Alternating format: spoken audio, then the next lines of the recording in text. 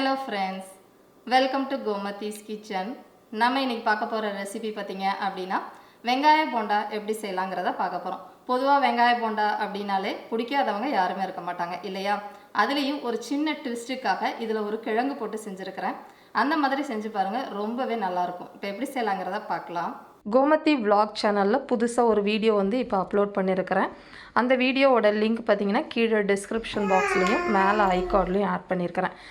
கோமதிஸ் கிச்சனை சப்ஸ்கிரைப் பண்ணாதவங்க சப்ஸ்கிரைப் பட்டனை ப்ரெஸ் பண்ணிக்கோங்க. உடனுக்குடனே அப்டேட் வேணும் அப்படின்னா பக்கத்தில் இருக்க பெல் பட்டனில் ஆல்ங்கிற ஆப்ஷனை மறக்காமல் ப்ரெஸ் பண்ணி வச்சுக்கோங்க. இந்த வெங்காய போண்டா செய்கிறதுக்கு நான் எடுத்துருக்கிறதுன்னு பார்த்தீங்கன்னா மரவள்ளி கிழங்கு.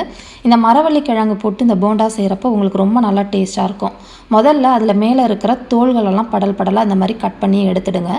அதுக்கப்புறமா அது நடுவில் வேர் மாதிரி இருக்கும், அதையும் நல்லா கட் பண்ணி எடுத்துடலாம். இல்லை உரிச்சிங்கனாலே நல்லா வந்துடும்.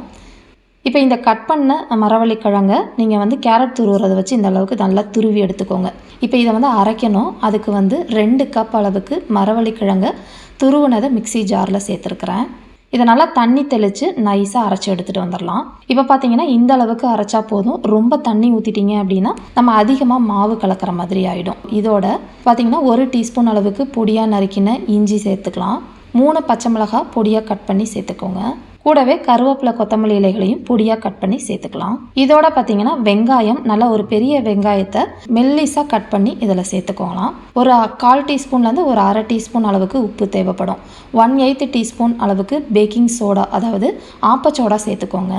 இப்போ இதில் ஒரு 1/4 கப்லேருந்து ஒரு 1/2 கப் அளவுக்கு கடலை மாவு தேவைப்படும். அதோட தண்ணியை பொறுத்து இது கொஞ்சம் இனிப்பாக இருக்கிற மாதிரி இருக்கும், அதனால் காரம் அதிகமாக சேர்த்துக்கோங்க. ஒரு 1/4 டீஸ்பூன் மிளகாய் தூள் சேர்த்துருக்குறேன்.